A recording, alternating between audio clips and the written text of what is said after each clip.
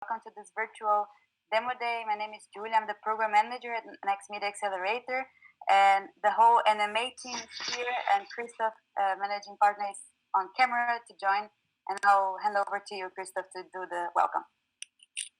Thank you, Julia. Yes, hello and welcome, everybody. We are really, I wanted to say glad to see so many of you here, but we don't see you, and we all know why this is the reason. So we want to give you a first impression about the badge you will see today.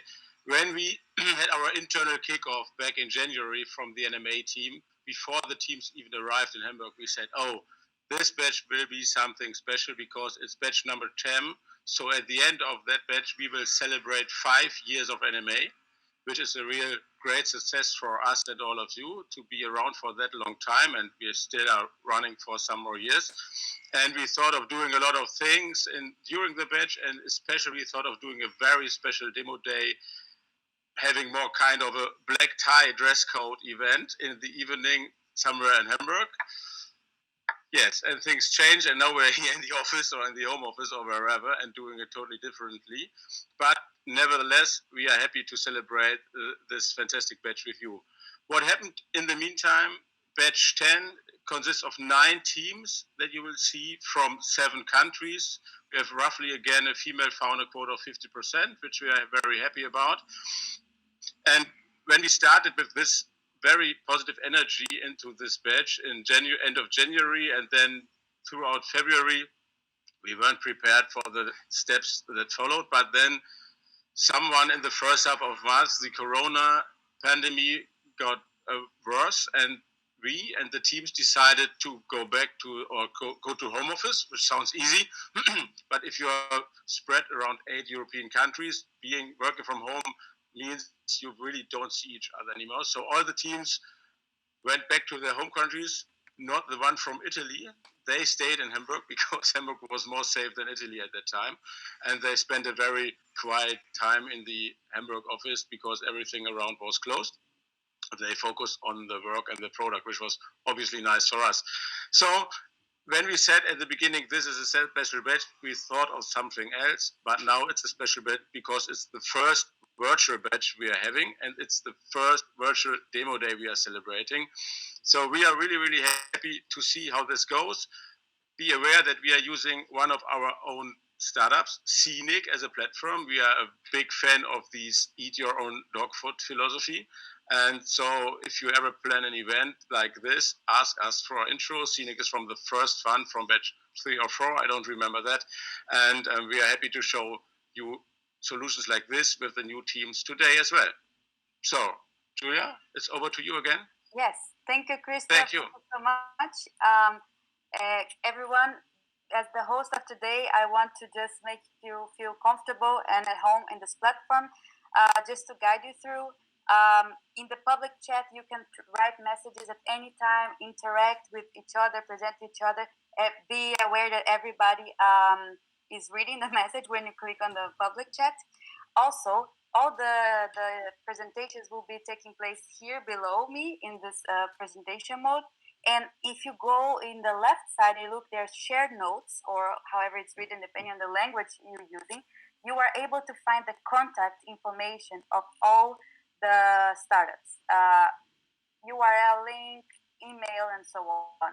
So feel free to, after the pitch, or make sure that before you leave, that you get in touch with the contacts. Otherwise, we just will send you afterwards. But make sure to check the websites out.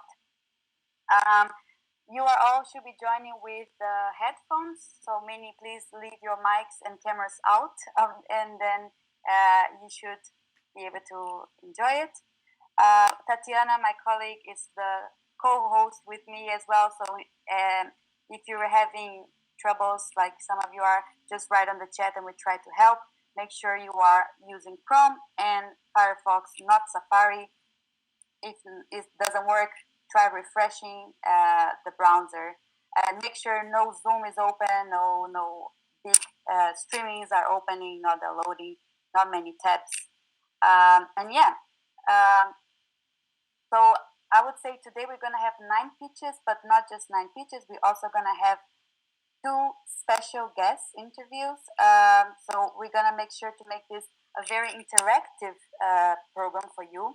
And I want to start with a question to all of you here. Be honest. When you attend event online, do you usually do other things? Do you multitask? You should be seeing the possibility to reply yes or no. This is anonymous, don't worry. Yeah, we're not gonna publish your name, we're just gonna publish the rest of results. And Martina, could you mute your phone, please? So let's see how is it going. The polls are coming. And look at that.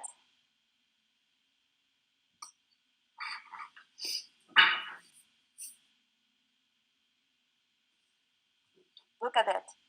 85% of you are multitasking. So probably you want to do an email tab, check your Instagram feed or Facebook in between, but make sure that you give yourself some attention to the teams they're presenting today. And then we'll make sure to make this an entertaining as it gets from beginning to end. So without further ado, let's start with the first startup of today. And they have a product that is time or light saving for journalists or everyone who is doing research in the media industry. Please welcome on stage, Faktual.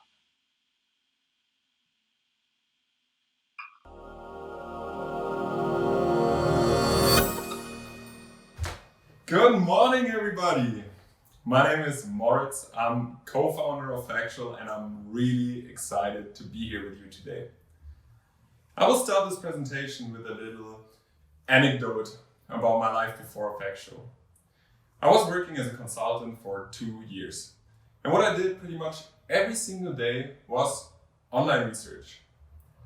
And I guess we all know the drill. How it works is you go online, you open multiple tabs, and then you have to read through entire articles to find that one fact that might add value. You then copy that fact, then you go back, you copy the link, and then you go back, and then you do the same thing for the remaining tabs. Let's just say that process made me really, really mad. And is it just me as a consultant? Or do we all have this kind of really unstructured approach to research? For example, lawyers looking for new regulation or patents, or journalists spending 1/3 of their day doing research. To sum that up, research is not only tedious, it also leads to an average analysis depth, and it's quite inefficient because there's no structure whatsoever. But listen up, journalists and consultants and lawyers, there finally is a solution. And I'm really happy to introduce to you today Factual, the AI-supported research suite. And how do we do it? Factual is not just a tool, it is an entire process for content gathering and information collection. In the first step, we provide you with a fully customizable search engine. That means you can connect it to your database, you can select which sources are in there, and really customize it. In the second step, and that is where the magic happens, we have a natural language processing algorithm which automatically extracts the most important facts, quotes, and other information based on your search words. And then in the third step, you can also manage your findings and really structure your article. And let's now see how this looks in action. As you can see here, we kept the structure and format of a normal search engine to keep it as simple as possible. But already when searching, we see that we don't just get the headlines, we also get the insights from our algorithm, which we can directly use and add them to our current research topic. And that seems really interesting, so I want to read more than just the snippets, but I don't want to open another tab, so I can just see the source in our web app, process it, copy the most important information to the article, always linked to the source, so everything is completely traceable. What we see here is that we can also manage our findings, and also on this page we can select and deselect the sources we don't want or we want. Lastly, we don't want to compete with the brilliant search engines out there. We want to give you an environment where you can handle your sources. And if you still need to do research on a broader width, we built a browser plugin which makes it super easy to send information to Factual and to manage it there. And we're not a CMS tool, but we for sure can be a great addition to yours. And what does that mean to you when you use Factual? It means more efficiency due to a structured process. It means a higher quality of research. And lastly, it also means traceability of every information you collect.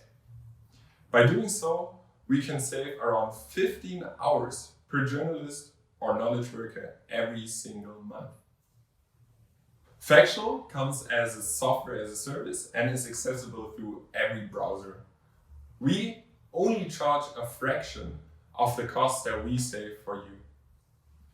I founded Factual together with my good friend Abraham. He's also the magician that makes everything happen that I currently promise. And we have 2 more additions on our team, Marcelo and Vidoe, great developers.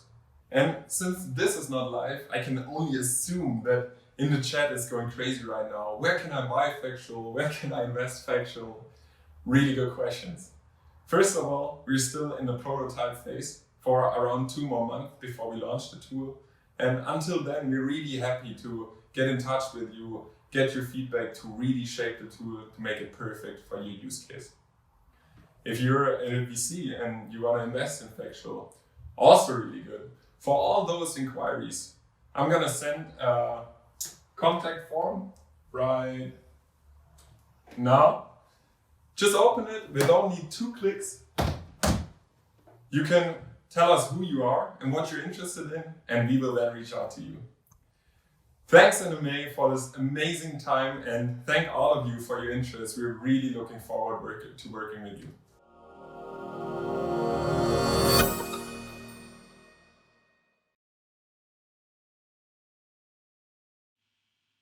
So everyone, this was the first pitch, and I hope you all enjoyed. For those of you getting used to it, maybe if the video is not super loud, you can make it louder in your own computer. And yeah, you'll find the contact information of Factual and founders in the shared notes. Okay, so I'm gonna move on to the next startup today. And probably in the last days, you've been listening a lot like, I hope you're doing well. I hope you are fine. And that's because emotions matter a lot for us, not just as people, but as companies as well. So the next startup that's going to present to us takes this to another level. Welcome to the virtual stage, VibeVision.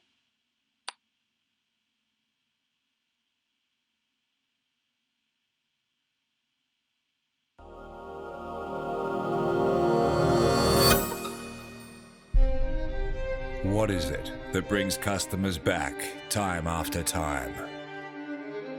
The reason behind their decision.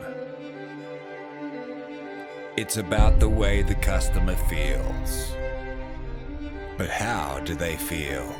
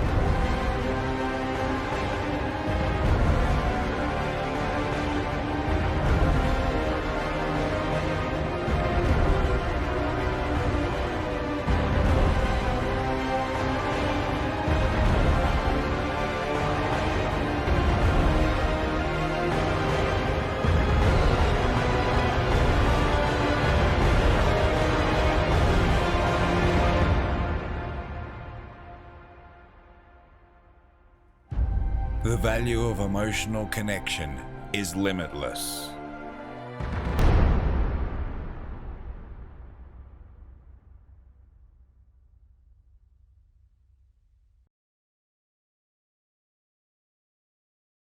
Dear ladies, gentlemen, I would like to open your eyes to the next generation of customer and employee experience. to show you how emotions affect our lives. I'm Julia Floven, social scientist and a co-founder of VibeVision. In VibeVision, we measure and analyze emotions. 50 to 90% of our decision-making process is actually based on emotions.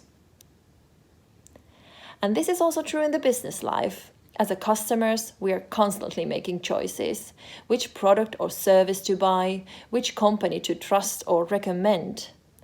These are the decisions that we are making every day based on not analytical thinking or satisfaction, but on our emotions. Employee experience, which is crucial nowadays, decisions like which company I would like to work for, do I stay or do I leave? And today we are focusing on the media sector, and here emotions also kick in. Which newspaper I subscribe to, how do I feel reading the news? Do I trust the news I'm reading? And it's not only about the decision-making process. Emotions do really affect the bottom line. But actually, studies show that emotionally connected customer is 52% more valuable than a satisfied one. From the companies that we have an emotional connection with, we would buy more, continue using the services, and forgive the company if it makes mistakes. Companies investing in the emotional experience outperform their competitors by 85%. Our solution is a new kind of insight to measure what matters the most, emotionals and the reasons behind them. We make it ethically right. We ask how your customers are feeling and why. VibeVision is a cloud-based SaaS platform. It is a digital questionnaire functioning in all interactive devices with internet connection. It can be used as a standalone product using QR codes, SMS, emails, or embedding it to a seamlessly part of your digital service, installing it for your mobile application or web page, for example. VibeVision was developed for the need of businesses together with universities. We show you how your readers feel and why, in real time. We transform the emotional data to a digital form with a little help of artificial intelligence. Easy to understand and use, and to meet the consequences. The data is also easy to integrate with other KPIs or other existing CRM platforms, for example. Here are some of our customers. We work cross industries and have had various projects in banking, sales, healthcare, marketing, and even heavy machinery. We will be happy to help you to take the next leap towards customer and employee understanding and engagement. Dare to understand, and we will make the rest. Thank you.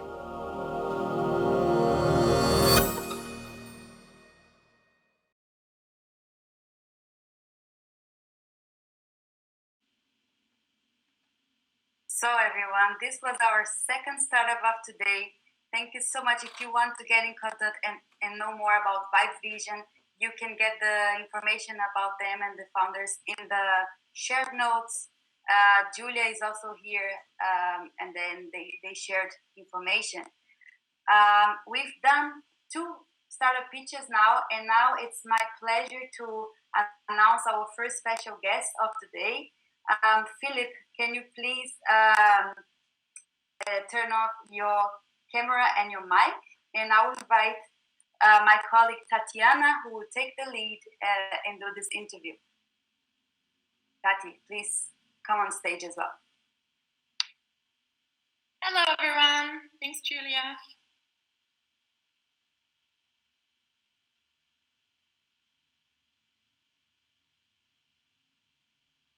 Philipp is here.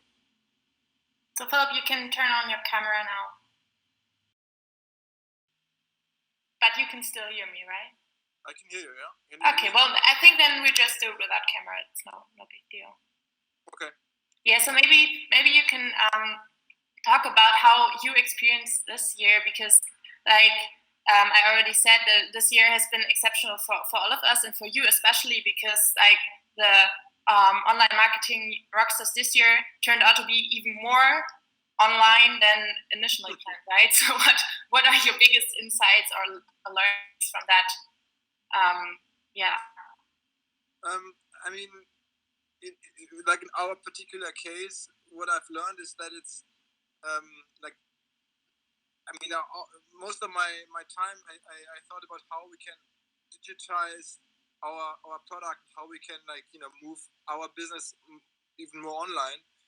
And I noticed that it's more, I mean, like actually it's not a new insight, but people forget, like when you look at like an exhibition or a conference, it's not that easy to like bring this all like directly online and just believe that it's you just have to, like, I don't know, give people a conference software or an event or an exhibition software, and they can look at virtual booths and virtual exhibition stands and drag an avatar around maybe.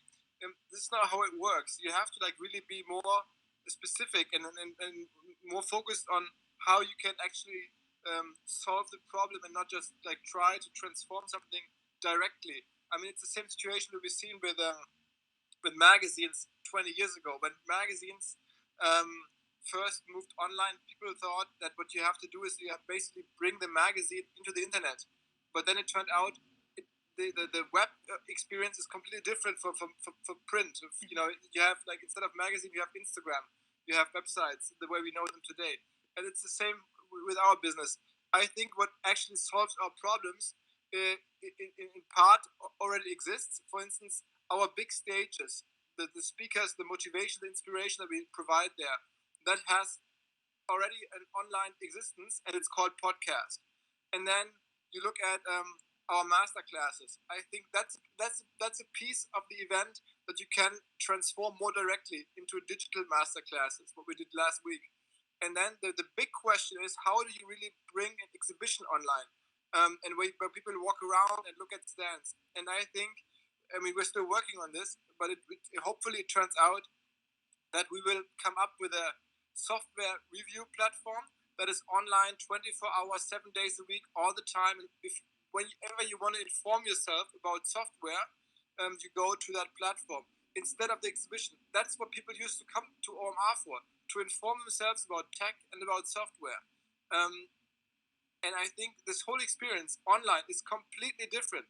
You don't need an exhibition. You just need a platform that you can turn to whenever you want to inform yourself about software. It has to have, like, respond to all the digital principles. It has to be there all the time.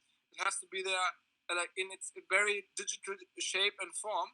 And I think this has nothing to do with what we know today as an exhibition. So maybe if Corona is staying with us for like the next 1 or 2 years, we might not come back that soon with an event, with an offline event, but we'll come up with a huge software platform instead. So I think that's the biggest challenge, is to really like think about your product hard, break your product down into little bits and pieces, and then think about how you can digitize those little bits and pieces one by one. And for us, it turns out it's podcasts, it's masterclasses, it's a software review platform, it's all these kind of things.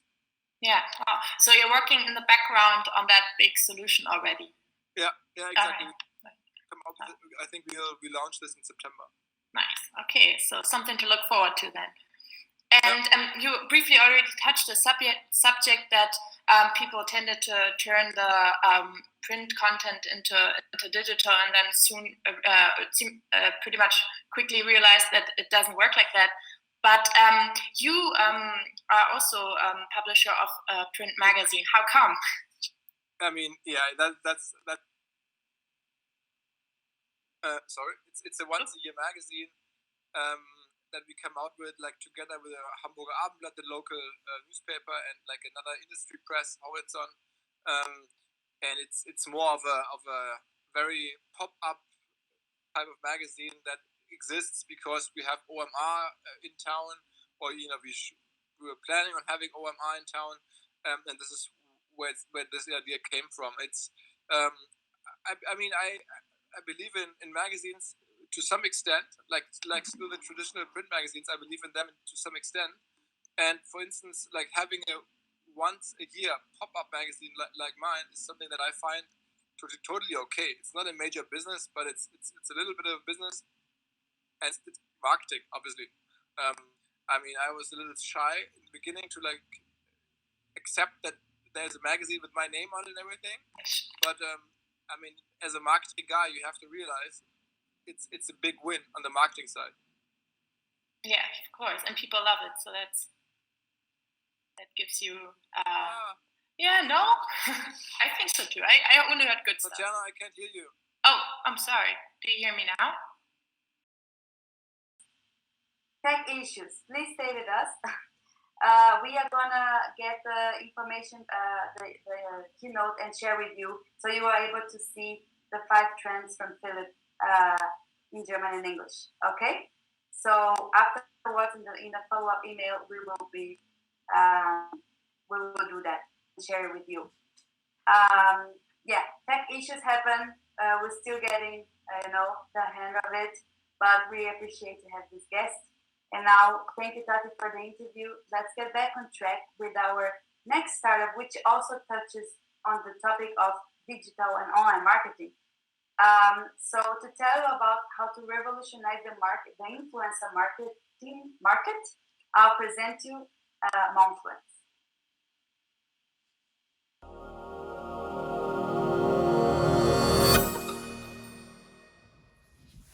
Hey guys, I'm Nikita, co-founder of Monfluence. Monfluence is a marketplace for social media influencers, where they can set up a customized personal shop and start selling digital products to their customers. Now, influencers are modern-day celebrities. Influencer economy has been booming in the last couple of years.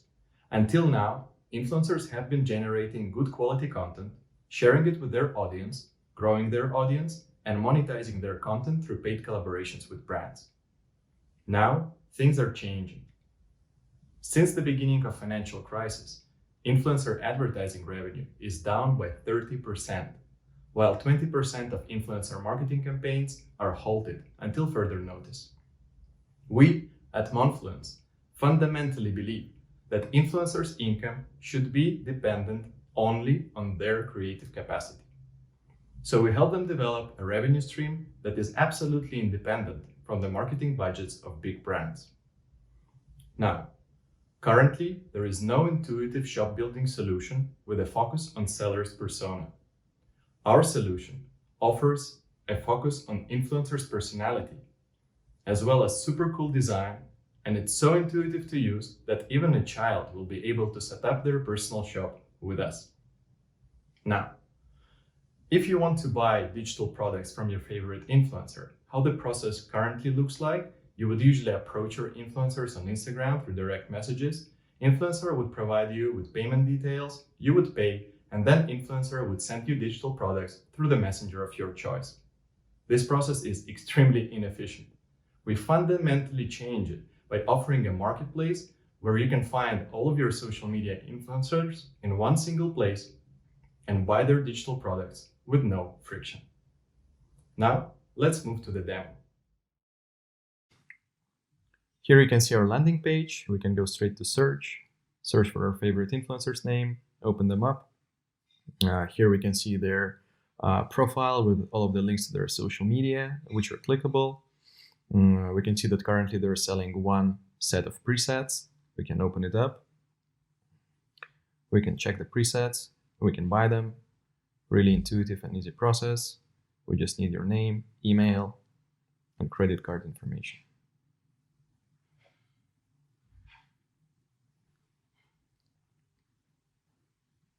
Here we go. We can view all of the purchase content and download it separately or all at once. Now, let's see the seller's flow.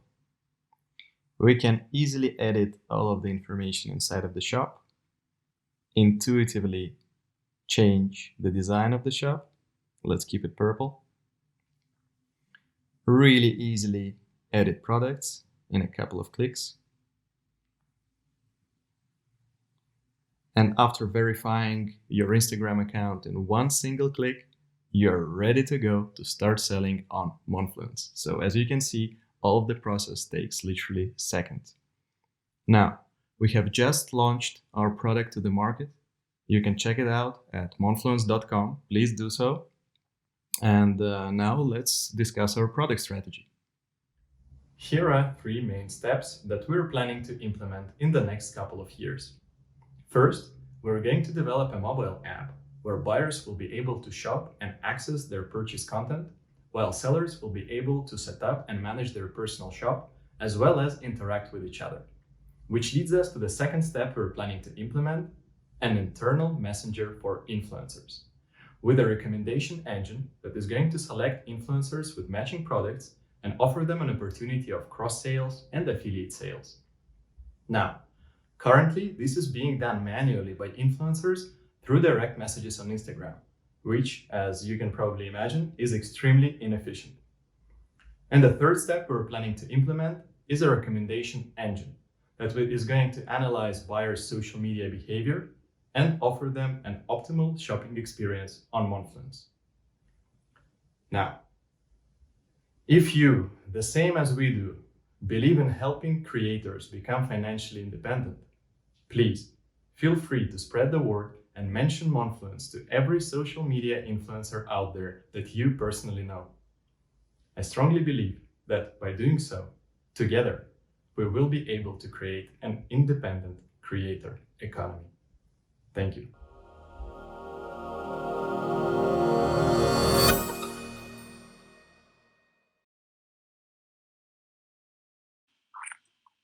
So everyone, this was Monfluence. As you can see, you are able to get their links and information on the share notes. We also got some requests to share the link to the videos afterwards. That can all be nicely done in a follow-up email that we do to you. In the public chat, you also find the links to the keynote from Philipp, including the 5 trends in the media industry in German and English. We just wanted to make a suspense and mechanize advertising for you to watch the videos, but it's really, really great. It's worth it. We're still on the topic of online marketing and still talk about influencers, but now with a different twist. I'm going to welcome on the virtual stage Anita Zielina to talk about what HashtagDaily is making, which is pretty much revolutionary, I would say.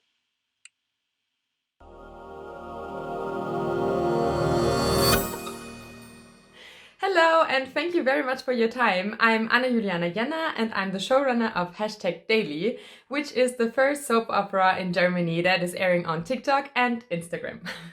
So what we're basically doing is we're publishing 5-minute episodes in a vertical format on IGTV, and we do product placement. We're working with professional actors and influencers, so all of our reach is 1.8 million followers together, and in the last 60 days we had 15 million views organically and over 1 million likes. So we have a pretty high engagement rate, which I think is because we do some pretty addictive content, especially for a young female audience. So let me explain to you briefly the business model, because from the business model, it's more like a TV channel, but in a new version, which means like if RTL, for example, would produce Gute Zeiten, Schlechte Zeiten, the biggest soap opera here in Germany, to actually sell the advertisement slots in between. That's what we're doing, but with product placement. So let me show you how this could actually look like. Let me show you the trailer.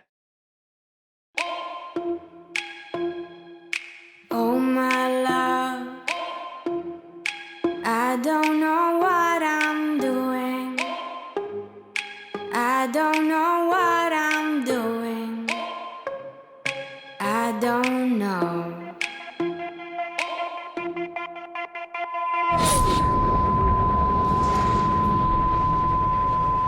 Oh my love. Glaubst du, es hat irgendwas mit damals zu tun? I don't know where I'm going. Ich weiß, was in Paris passiert ist. Und du kannst froh sein, wenn ich es den anderen nicht erzähle. I don't know. Everything's changing, I find it so strange. So I hope you got a feeling of how our soap opera actually looks like. We really try to make it look professional. We're shooting with 2 cameras on set, and our production cycle is usually 4 weeks. So from the storyline until the publishing of the episode, it's at the moment 4 weeks. If we would have a bigger team, we could also do 2 weeks, but at the moment that's how we do it. And also the storylines are really, really important for us. We really wanted to create a product that is for a broad female young audience. You know, it's light and the storylines are nice, but at the same time to really try to integrate role models and storylines that show like that there's movements out there at the moment that would be Black Lives Matter, you know, but like in September that was more Greta Thunberg. Like we really want to integrate that as well, but also we really do a lot of effort to integrate our partners. Like in the first season, for example, that was Swarovski, so we gave our main actress an engagement instead of just a relationship, so she could like show the ring the whole time, you know, like you would naturally do that like probably when you get engaged. So that was a really, really nice thing to do. But also when we were in Berlin, for example, shooting at the Beautiful Software Awards, we sent the message that you could also be a young female entrepreneur by hiring a young actress that would be nominated as the youngest female entrepreneur in Germany. And yeah, that's about how we really like to integrate our partners in a natural way. So, because we really don't have a lot of time today, and I didn't even talk about how we're producing more sustainable and more cost-effective than usual TV productions at the moment, and I love to talk about that, please come reach out to me, let's stay in touch.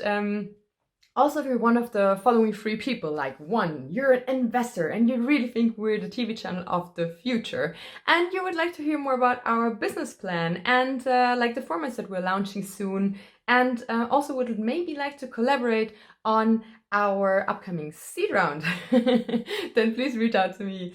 Or if you're 2, a brand or literally any kind of person that could want to send a message to a young female audience, let's talk about pricing. Let's talk about something like how we could integrate it in the storyline. I'm always happy to brainstorm. Or 3, you're any kind of news magazine, publisher, or platform, and you would like to talk with me about like publishing #daily on your platform, and we talk about revenue share, for example, or you want to offer something to the people who are advertising with you. Let's talk about that. Anyway, let's stay in touch, and I hope you enjoy the rest of the pitches.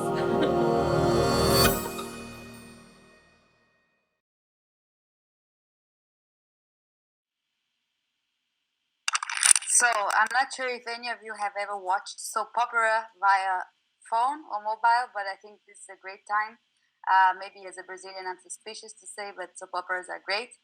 And just, you know, as we are in the topic of social media and influencers, maybe I just want to have another question to the audience here. Did you ever use or download TikTok or Twitch? And you should be seeing the option of writing yes or no in your corner. It's anonymous, so don't worry.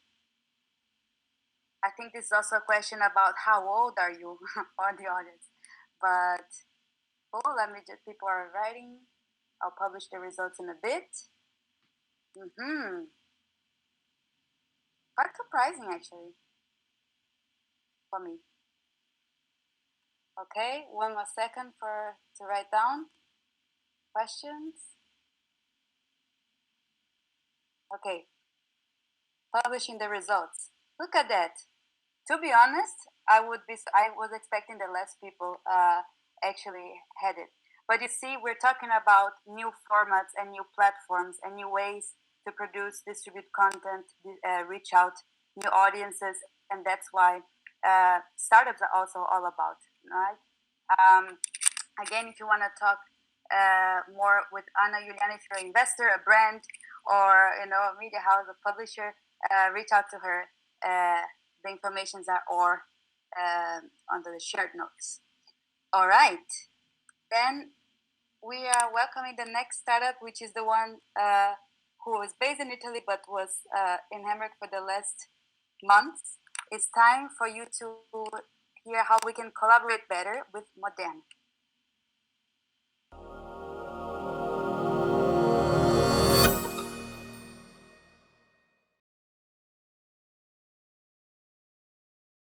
Hi, I'm Mila. I'm a founder of Moderne. I used to be an art director at large advertising agency Leo Burnett Tel Aviv, working on popular campaigns for big brands.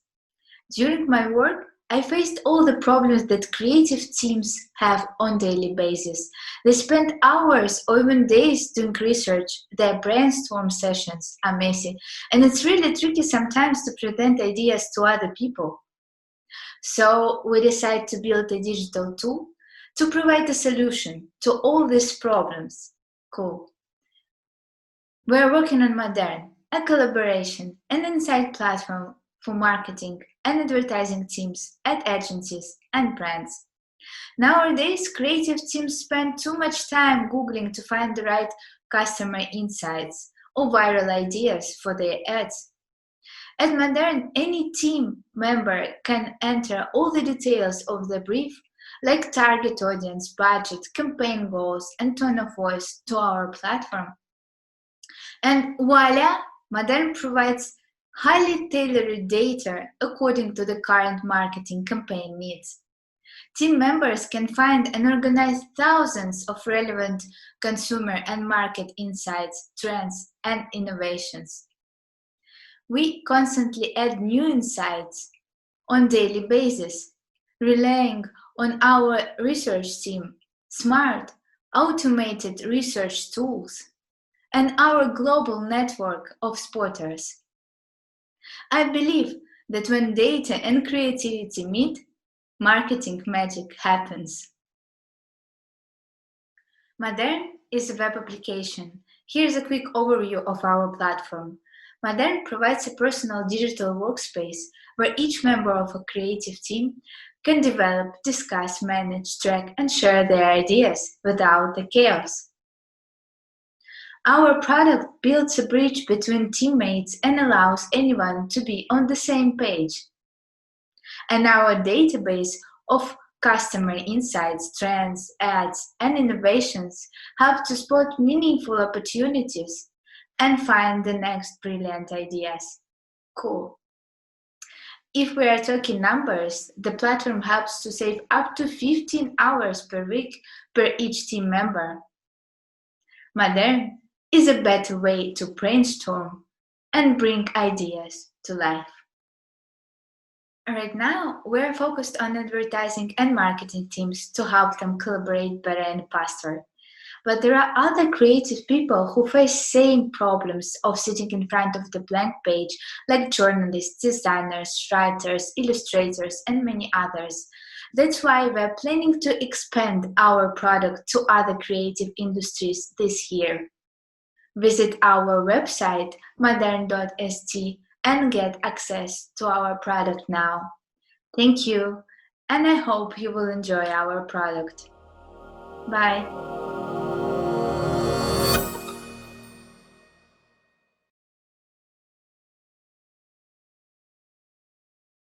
All right, this was Mila from Moderne, now back in Italy. And you know, the last 3 startups have been touching a lot about agency and marketing. And now we are going to move to a next session where we're also targeting a lot publishers' issues. And to talk about one of the biggest challenges lately, especially with the crisis, has to do with ad revenue. And our next startup, yieldPass, has a solution for every publisher and media house to make the best out of their ad revenues. Welcome on the virtual stage, yieldPass.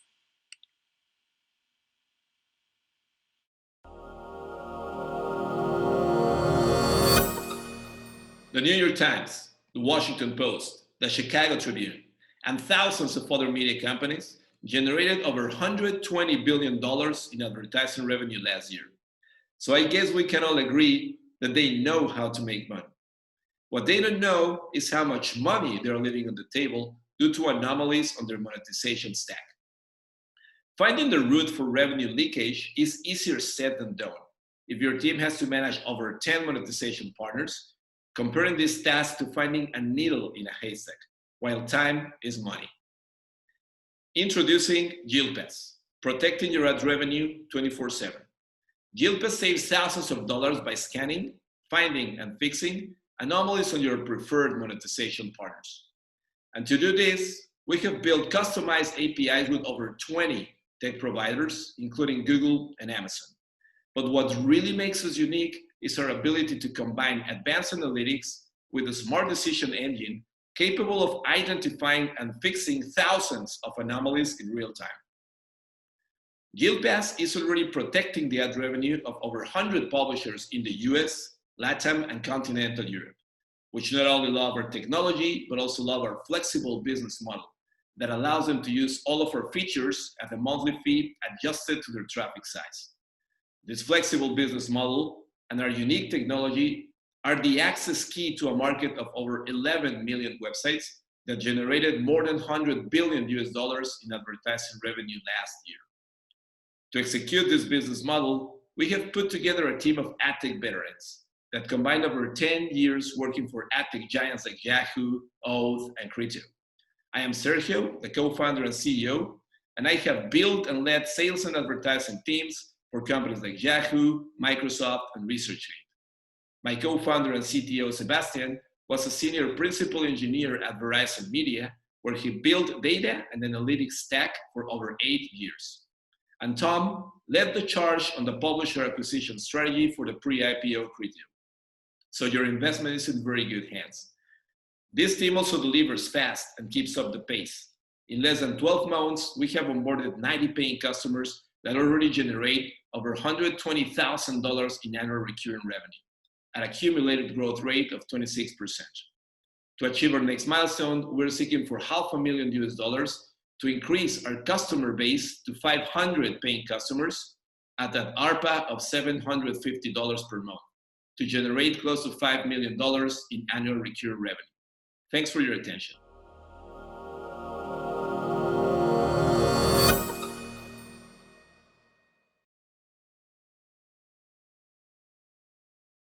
So guys, I can tell that already some of our investors and partners are in talks and had the chance to try out yieldPass, and I can highly recommend all of you to get in touch with Sergio.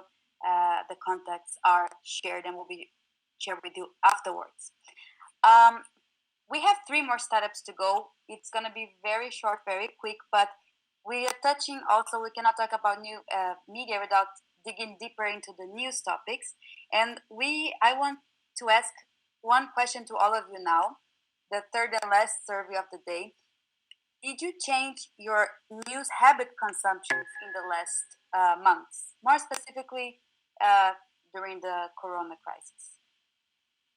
And once again, am I surprised by the results? I'm just waiting for the majority of you to let us know, because this introduces well the topic of our next interviewee. Okay, let me give you one more second for you guys to reply. Okay, look at that.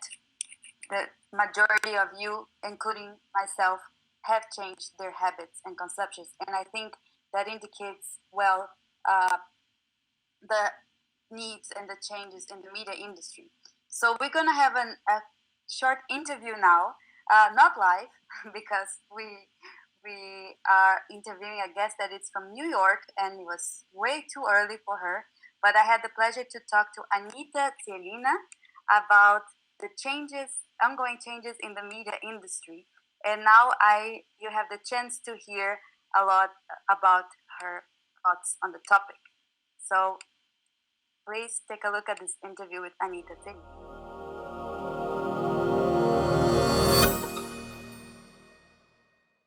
So Anita, thank you so much for joining us today. And the topic that we wanted to address in this interview is changes in the media industry.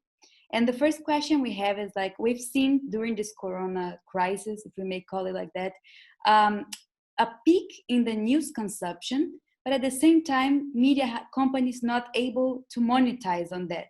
So why is there still this gap between information providing part of news and the business side of news? Yeah, so thanks for having me here today. Well, the Corona crisis has kind of accelerated some trends when it comes to the media business. So it has kind of accelerated the trend that people are consuming content digitally. It has, for some media organizations, also accelerated the trend towards digital subscriptions and digital memberships. But obviously what the crisis didn't and couldn't and can't do is it can't from one day to another change consumption behaviors and user behaviors. And it's a fact that users of media, there is still a relatively small willingness to pay for digital news. It's growing every year. If you look at the numbers that just have been presented in the Reuters Digital News Report, you see that there is an uptick every year in all countries. But in many countries, these numbers still range somewhere between 6 and 10% of users that are actually willing to pay for news. So it just takes time to drive a behavioral change, and that is a behavioral change. And obviously that is the dilemma that many media organizations are in, because time is the thing that they don't have, because the advertising revenue is declining so quickly, and subscription revenue and membership revenue doesn't increase at the same pace. And that's obviously a problem for many media organizations, and that's why we are seeing layoffs, furloughs, and consolidation in the market. You mentioned the user behavior as part of this challenge, and looking more into the media organizations themselves, it seems like they all agree that they need to embrace digital transformation. That's clear, but still there seems to be so much challenge that they are unable or unwilling to test and try with innovation internally. What kind of change processes a company needs to go through in order to really make innovation a priority? So when it comes to innovation in media organizations, we all obviously have been hearing for 10 or 15 years, yes, we are digital first, and yes, transformation is a top priority for us. Now, saying that and doing that are obviously two very different things. One thing that we still sometimes see, and I hope we're going to see it less often in the future, is that some organizations say they are prioritizing transformation, but when you look at how they actually invest their resources, how they actually live innovation or not live innovation in their organization, how they assign teams, and what the products are that they actually take a look at in the morning, it's still pretty often the printed paper in the morning meeting that the editor-in-chief or the managing editor takes a look at. So I do feel that there is still a gap between saying, yes, we are doing something, and then actually doing it. Because prioritizing, and I think that's something that needs to be clear, prioritizing means also saying no to certain things. So if you prioritize digital and prioritize transformation and prioritize culture change, because ultimately a lot of this transformation is not so much about just a tiny tweak in the business model, it's about the massive cultural transformation in the organization. Prioritizing that means saying no to certain behaviors, stopping certain investments that don't align with your innovation strategy. Strategy is very much about saying no to things. And if you don't say no to things and just add things additionally to what you're already doing, obviously that doesn't mean you're truly prioritizing. So I do feel that with the current crisis and kind of the sense of urgency being even heightened and increased, I do feel that some companies are really, getting the message that now is really the time to honestly and consciously prioritize transformation, and to also invest the time to work with their teams on the culture in their organization. that sounds a bit touchy-feely, and I know that media companies and media managers don't like to talk about culture. They like to talk about new revenue models and new ways to drive conversion. But ultimately, it all boils back to the culture. Do we allow innovation? Do we foster innovation? Do we foster collaboration and interdisciplinary teams? Do we build career paths for our employees and become attractive employers again? Do we change the way that leadership is perceived in our organization? Do we move away from a command and control leadership style to a more coaching and collaborative leadership style? These are ultimately the things that will decide whether a media organization is successful with their transformation or not. I have a follow-up question, which is actually a question that you wrote, but I'm not sure if you have the answer already, or at least you know where to start answering, which is, how can we then build a better, more sustainable post-corona media world, or at least how can we start doing it? I think we can take this crisis that obviously has many detrimental effects on media, and every journalist who loses their job now, or anyone else, there's nothing to sugarcoat that. But what we can do is we can use this crisis as an accelerator of our transformation process.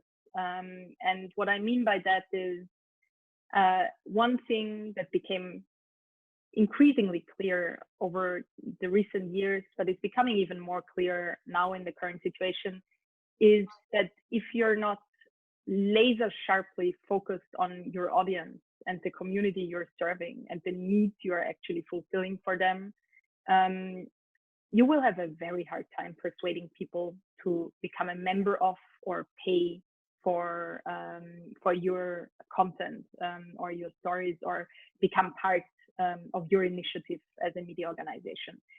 So that means truly prioritizing work with the community, and that might sometimes also mean adjusting the topics that you're covering, adjusting the way you're telling stories, adjusting the way you perceive your journalism and things that you think are important, but your audience says, well, we actually don't really care about that. We have other things that we worry about that we want you to help us with.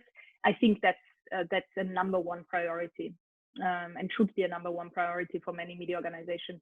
The second thing that I'd say is really revenue diversification. I still see, and we have these kind of waves from time to time in media, where something comes up and then many media organizations seem to hope that this is kind of the silver bullet that's going to cure everything. Like, oh, a few years ago it was video on social media. Let's all pivot to video.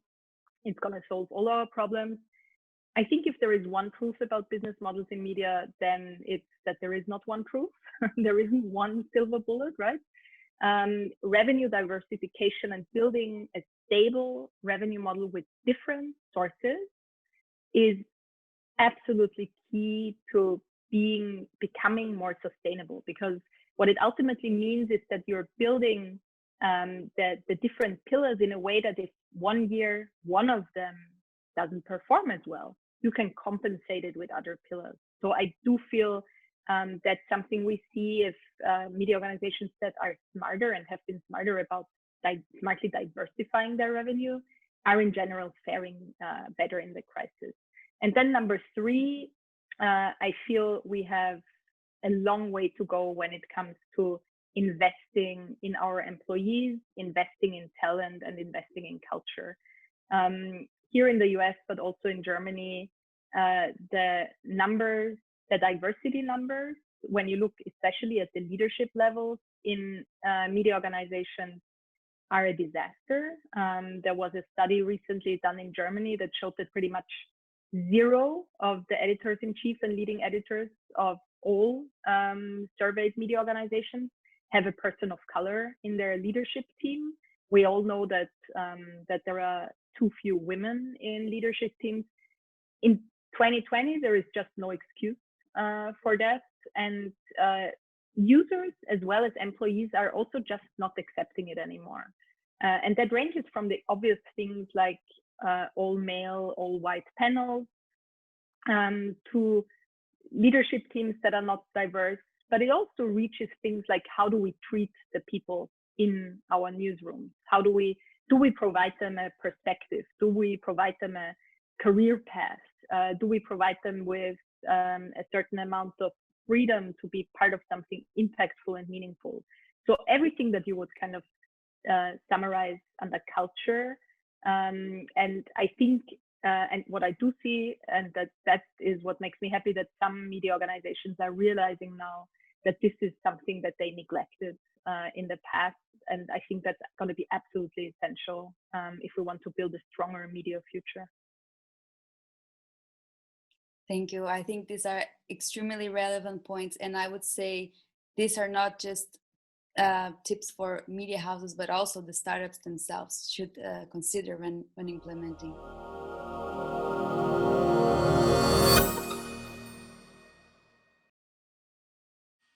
So everyone, this was the interview with Anita Zielina, not live, but directly from New York. I highly recommend you take a look at the link, the blog post that I shared on the public chat, because it has questions more than answers about the current state and the future of the industry. And as Tati announced, we have 3 more startups today, extremely interesting and diverse products. And we are super happy to introduce the next startup, which is, if you talk about media nowadays, the trends, it's all about personalization, but you will see how Followistic will help you do it best.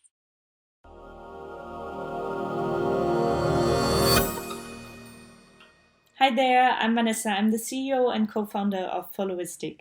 Followistic is a reader engagement platform that helps online publishers build lasting relationships with their readers. So why is this important? We were looking at the market and realized that 60% of website visitors that come to your page once never return. That means 60% of your acquisition investment are lost. While at the same time, retention only costs 1/5 of acquisition cost. So there's a great potential in converting your one-time visitors into loyal subscribers. And this is where Followistic comes in. We were looking at the market and decided that there must be a way to engage people in a sustainable way. So how can we do this? And we decided it's based on relevance and timing. So how can you highlight your content to the people and make them come back? Is all about preferences and giving readers control. And we do so in a really simple way. So the only thing to get started that you have to do is implement our code snippet or WordPress plugin, and we take it from there. So once it's installed, under every of your article on your page appears our Followistic widget, which sources the meta text of your article into categories, topics, and authors that your readers can subscribe to. Once subscribed, they're only notified when you publish new content on what they choose. And in the reader dashboard, they can decide how often and when they will be notified. They can add different topics or delete topics. It's all GDPR compliant. And our product is completely white label, so it's adjustable fully to your brand's look and feel. And it looks like yours and not like Followistic is involved in any way. Another great feature is the behavioral analytics dashboard, where you can log in and see the open rates, the click-through rates to your notifications, the social share rate, what tags are being used, and the scroll depth of your article. So that means looking at the text that are used, you get great information of how your content is performing and how you can use those information into different content strategies, for example, for your newsletter, for your marketing, and better understand your readers and build lasting relationships with them. So far, we have around 50 customers, and we've delivered 47 million notifications to 350,000 subscribers worldwide. And we've brought back 5 times more people to the pages of the publishers we work with at a fraction of the cost. So we're really time and cost effective. We have a no spam policy. We give control to the reader and bridge the communication gap between publishers and their audiences so that they are closer together and build a lasting connection. Getting started is really easy and free, up to 250 subscribers. And once you grow, we start growing with you from a rate of $29 upwards. We also have higher enterprise plans.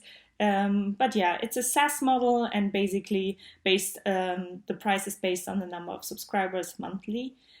We're currently looking for new partners to try our concept, to become our customers. We're looking for sales partners worldwide, and we're also looking for investment. So if any of that sounds appealing to you, I would love to get in touch and talk further. Thank you for listening, and have a great day. Bye.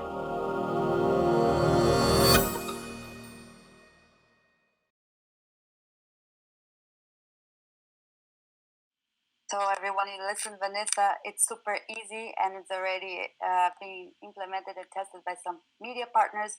Just get in touch with her and it's very easy to have a quick demo for you. So we talk about ad revenue, we talk about personalization. If you think about the third topic going on that's really high for publishers, it must be paywall, right? And maybe, have you ever heard of the term reverse paywall? Don't worry, because this is what Javier is going to explain, and also how Spaii Labs can help you.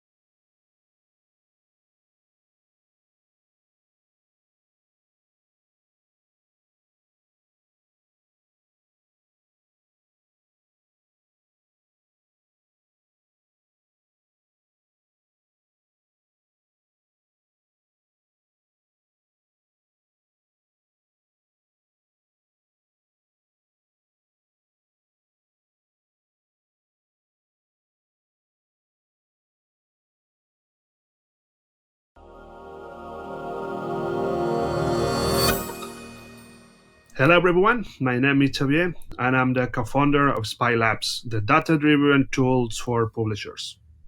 Publishers today face ad revenue declining and they are always worried to get new eyeballs. Okay, let's move to subscription. Let's do some ad campaigns. Okay, stop. How do I do it? Here is where Spaii Labs can help with its reverse paywall and its automatic ad campaigns. Readership loyalty is only linked to ad revenue, not subscription. Metered paywalls are just annoying. Reasons for a reader to subscribe are really personal, and usually it's because they liked an article that resonated with them. Let's see what the reverse paywall can offer. Let's tell the reader that if they read, and read a lot, they will not have to pay. Place a call to action in the end of the story itself to favor conversion. Let's show the paywall to the readers that don't come back frequently. Reverse paywall works because you completely change the perspective of the reader. from playing to saving money. You are rewarding your loyal customers. They feel valued and they are encouraged to return more often. By just showing the paywall to the users who are not actually generating revenue, there is no risk of decreasing revenue from paywall from time to these users. Yes, we know, get readers is hard, make successful campaigns is also very hard. I don't have a marketing team. For that reason, we are proposing to use a real-time data to identify what works and what doesn't and react to what's actually happening right now. We built up a system that automatically creates campaigns to promote the right story at the right moment at the right people. We designed this tool to track in real time all visitors' behavior. With this information, we can track which stories are not only converting more and selling more subscriptions. With that information, we analyze who is reacting, which type of people is reacting. With that, altogether, we automatically create the campaign. And we start this campaign. If sales increase, great, we put more budget on it. If sales are not going as planned, we just switch off the campaign and we try another story and back again. We analyze who is reading that story and why they are converting, recreating the campaign and back again. Spaii Labs Reverse Paywall is a software as a service based on the number of page views of the publisher site. For content-driven automatic campaigns, we partner with the publisher and we get a commission only on the sales we make. Thank you very much for your attention. Spaii Labs, data-driven tools for publishers. Bye.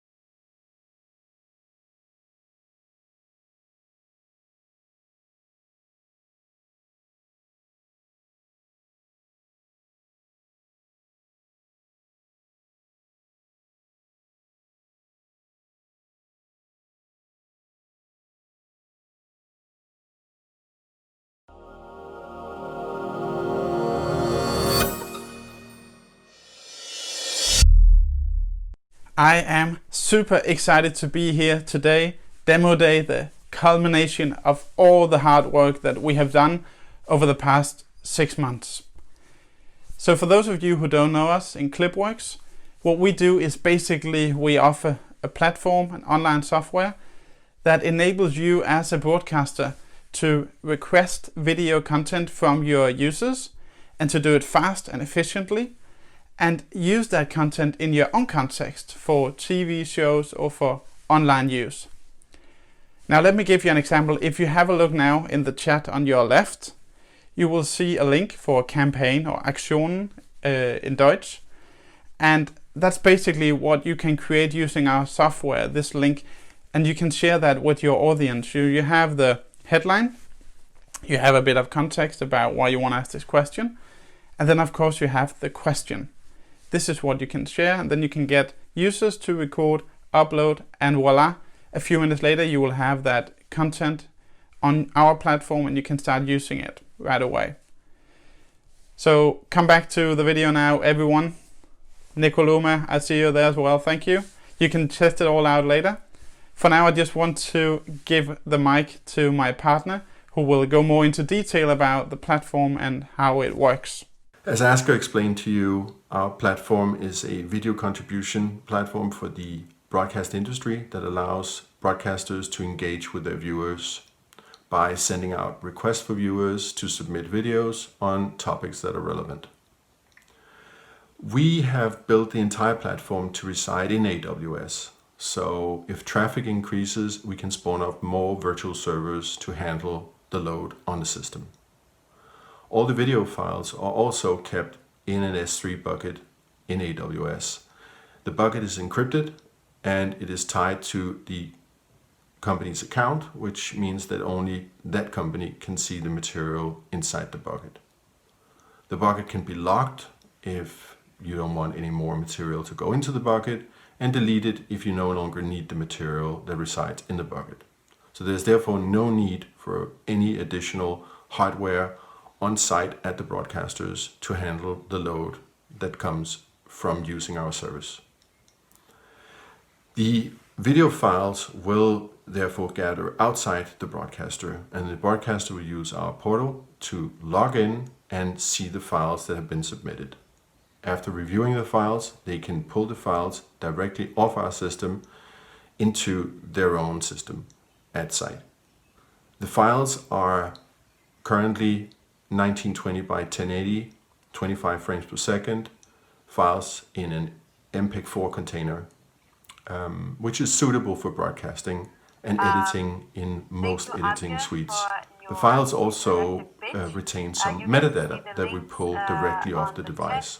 So we will gather locations based on the position of the phone, whether it be an iPhone or an Android phone. We can, in addition to this, add additional services if needed for harvesting even more metadata that we can then submit to the client. I hope this cleared out some of the things, and if you have any more questions, please ask. Back to you, Asger. So thank you, Peter Nikolai. Since we joined the NMA back in January, a long time ago now, we managed to sharpen the platform. We managed to attract the first paying clients in Norddeutscher Rundfunk, and we managed to establish several promising dialogues and testings with Danish and German publishers. I'm going to leave you another link. This is what it looks like when NDR is using our software to generate content for a 30-minute TV show that they did. And time is up, but thank you so much for celebrating Demo Day with us. I hope that I'm able to leave Denmark and go to Germany and meet all of you in person. Thank you for watching this. Have a nice day.